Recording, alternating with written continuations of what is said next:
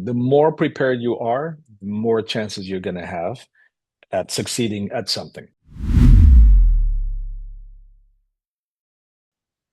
I'm joined on the UK Drum Show official podcast by Antonio Sanchez. Yeah, how are we Yeah, doing? I'm good, man. How you doing? I'm good. I'm good.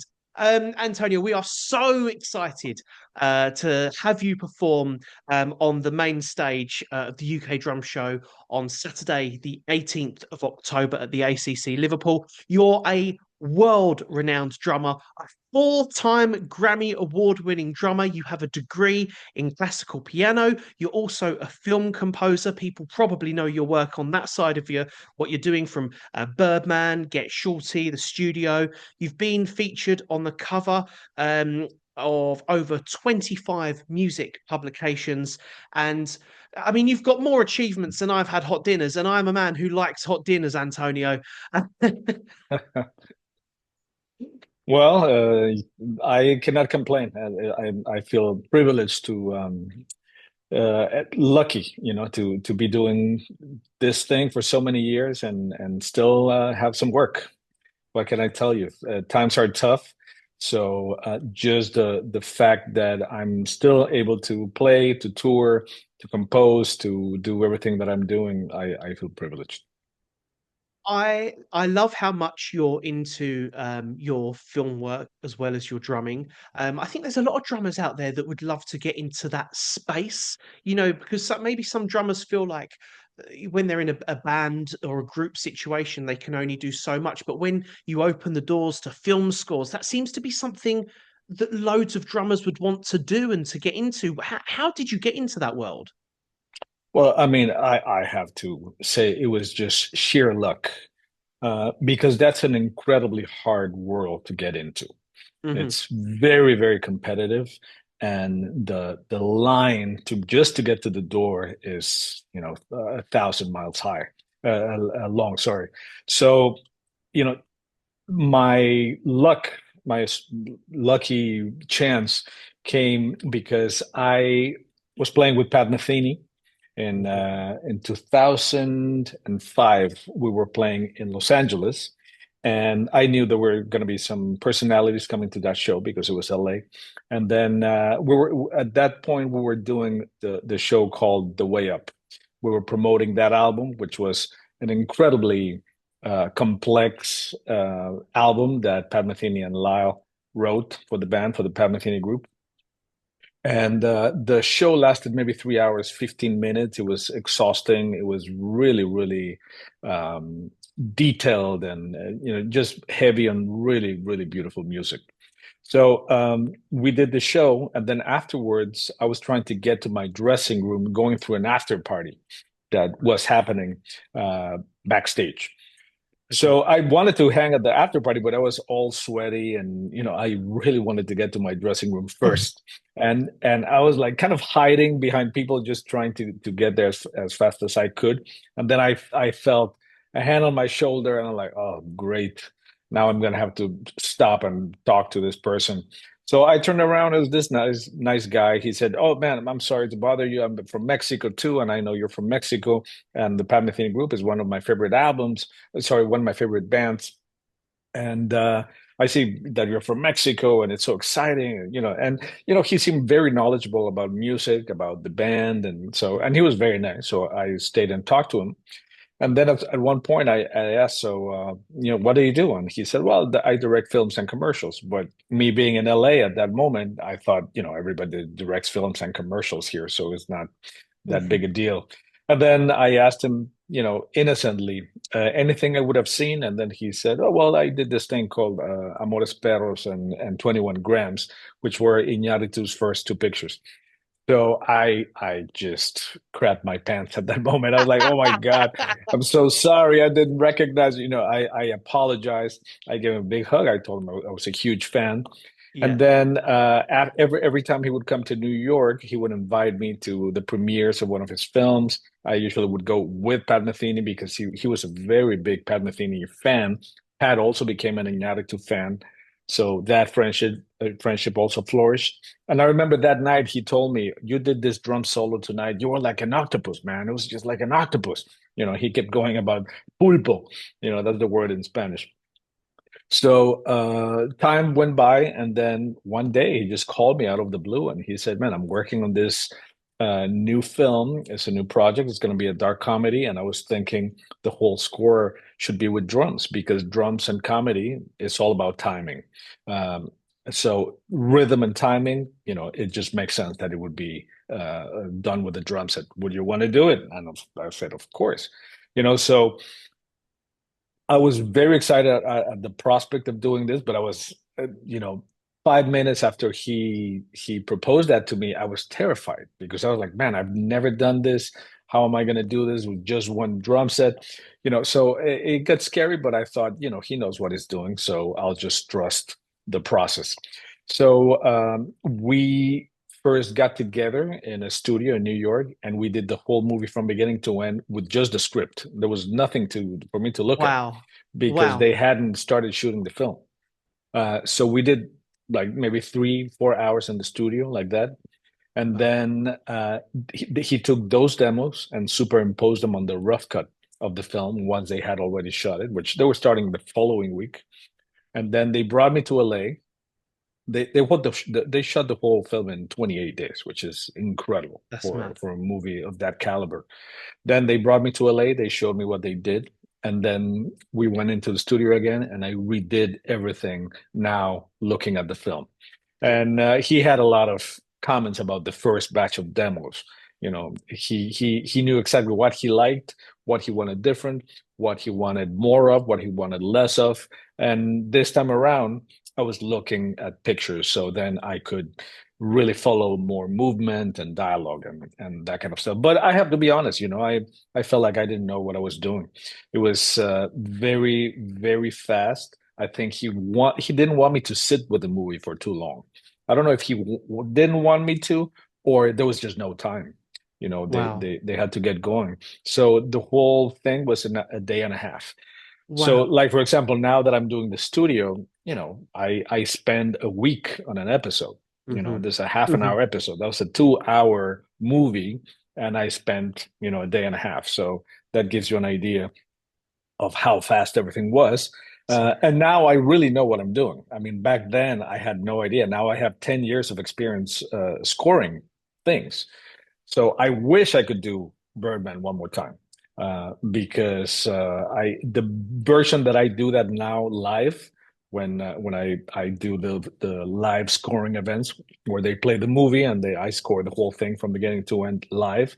Now I really know the movie and I really do a very meticulous and fine job now compared to what I did 10 years ago. So But that's how everyone has to start somewhere, right?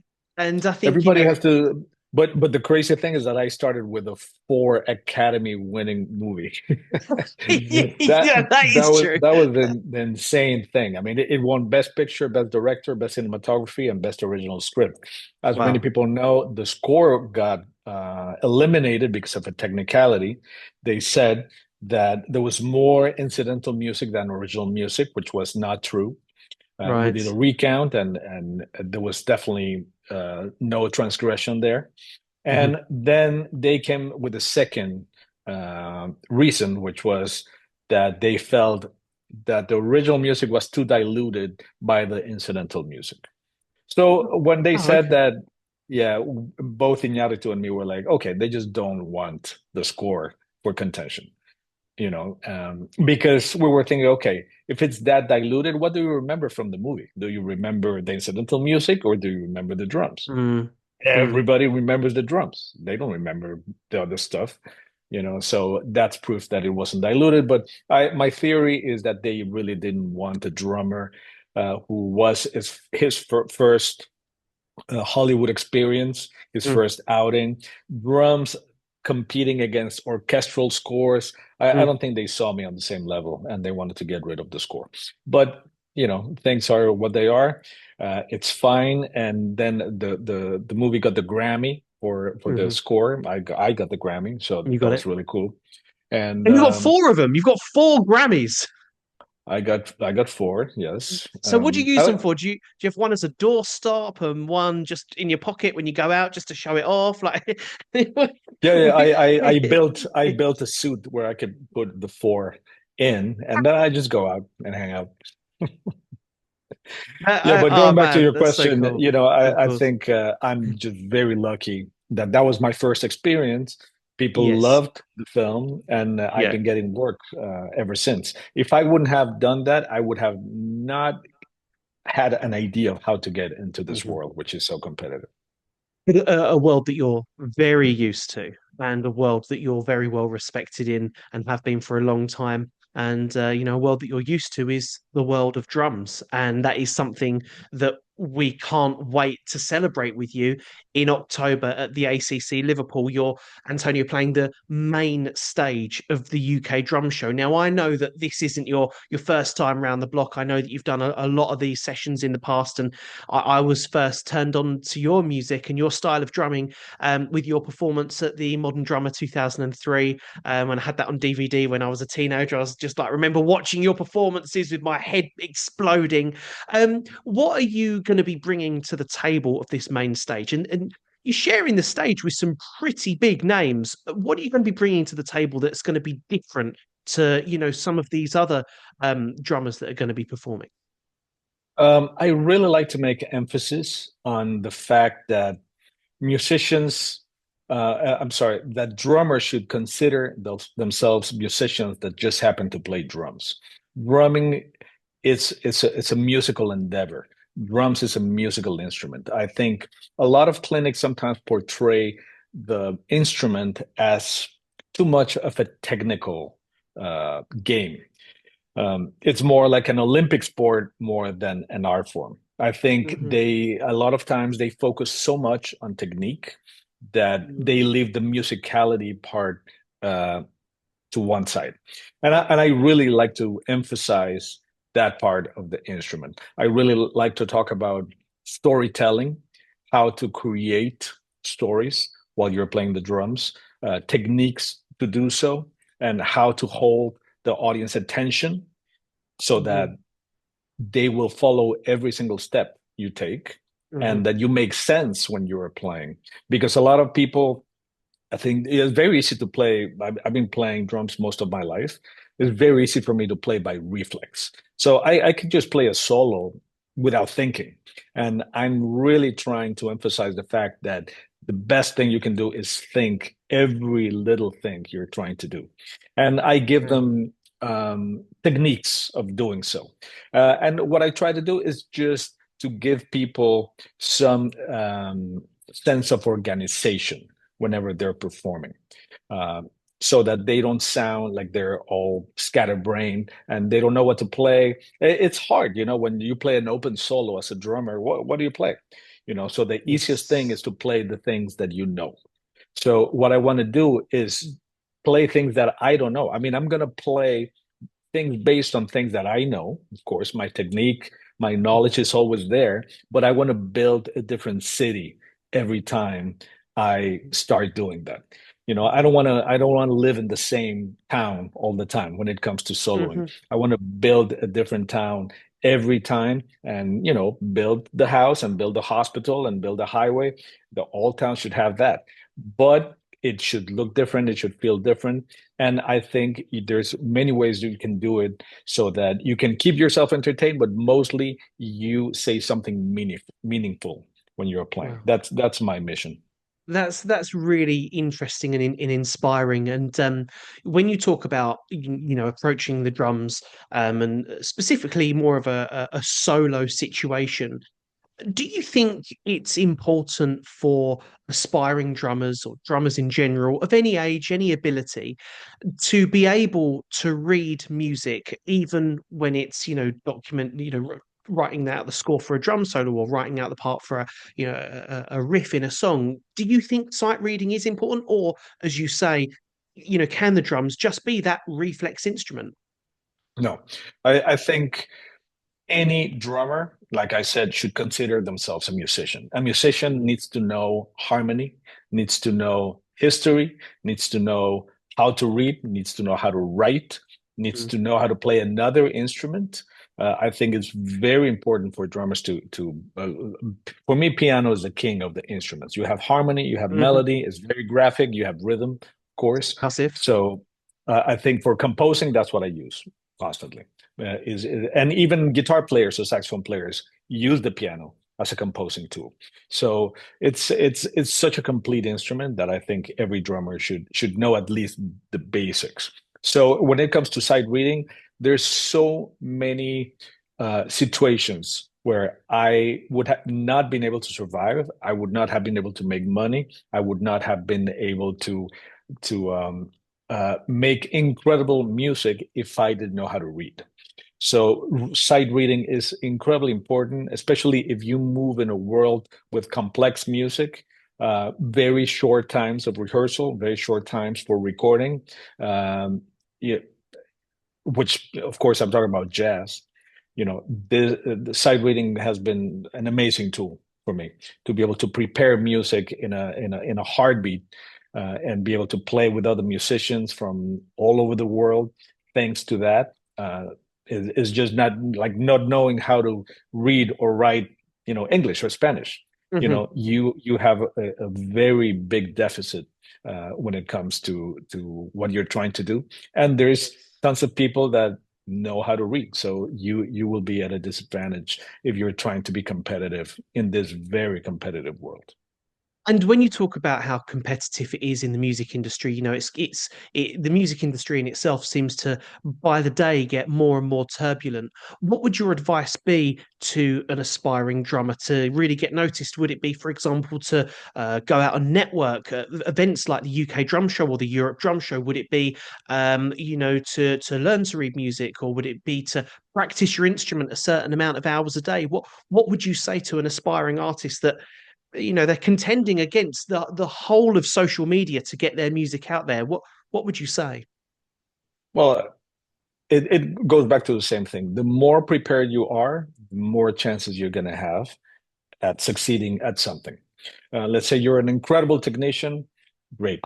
If that's what you want to do and you want to do clinics and talk about technique, great. But you have to really understand that there's so many other things out there that you can do. So you can play with bands. I think it's important to know music so that you can write and read music. I think composing is a very valuable element of anybody's artistry. I'm very curious of what I have inside of me as a composer, and I love to write music. And every time I sit on the piano, I'm like, oh my God, it's a blank page. I don't know what to do. And then an hour later, if I keep playing, I have something, Hmm. and that something didn't exist an hour ago. So to me, that that Yes. that that process is fascinating. So learning how to read, Yes. learning how to write, um, expanding your horizons as much as you can.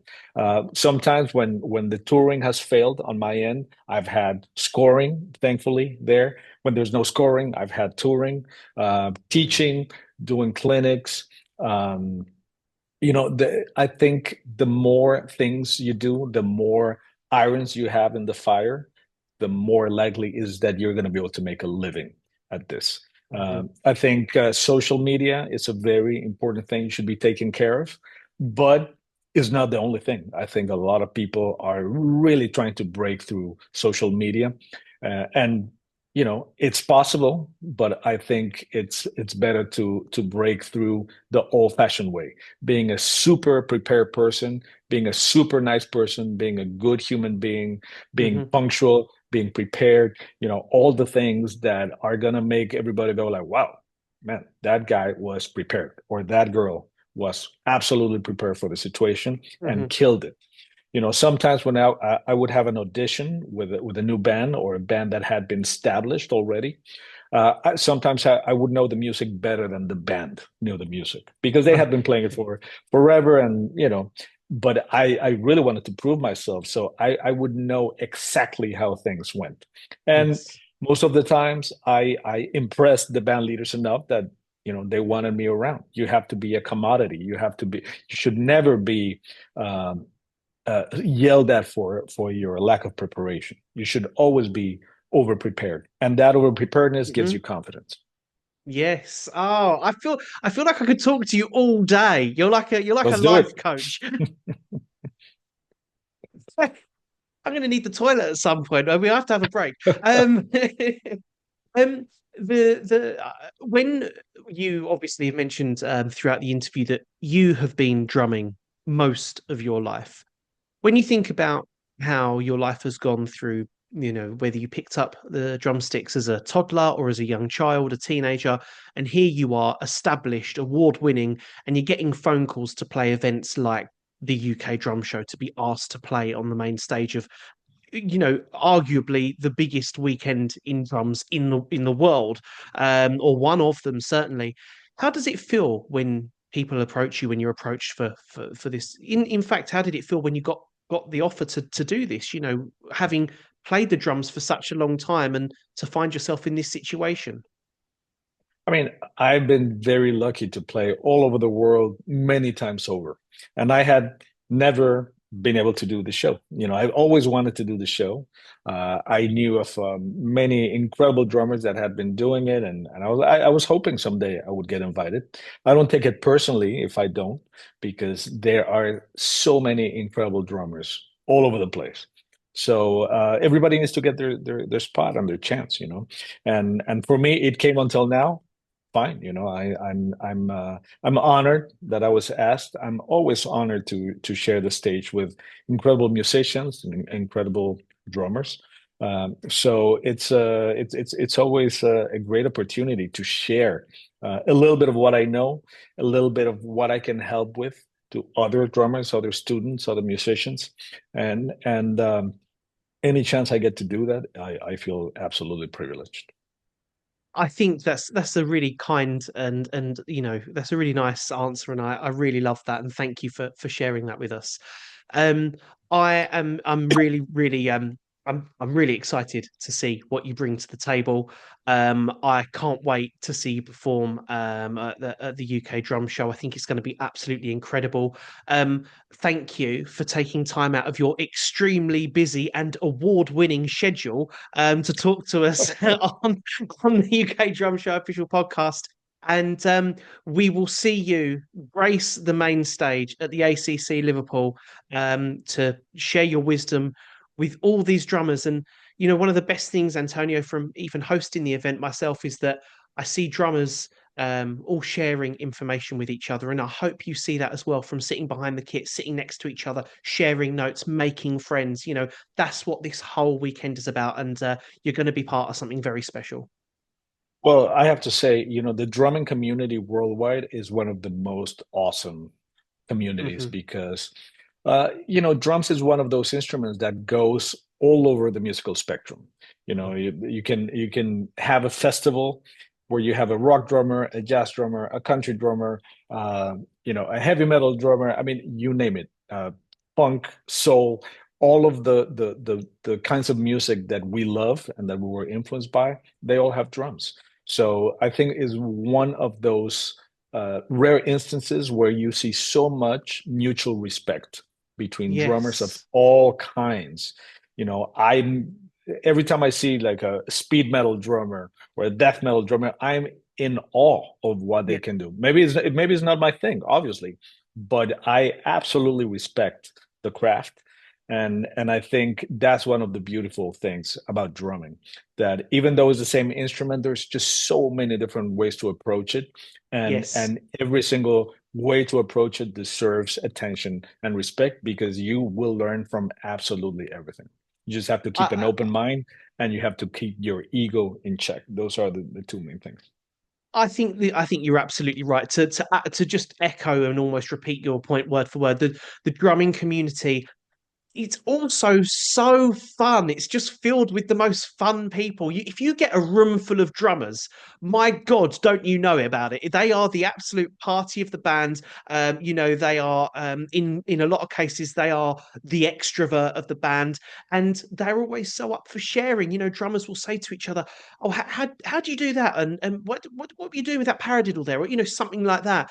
And everybody's so willing to share that information. And I think that is such an important point as to why and how the drumming community is so special. And Antonio, you're going to be welcomed with open arms at the UK Drum Show by that very community, and we just cannot wait to see what you bring to the table on the 18th of October at the ACC Liverpool.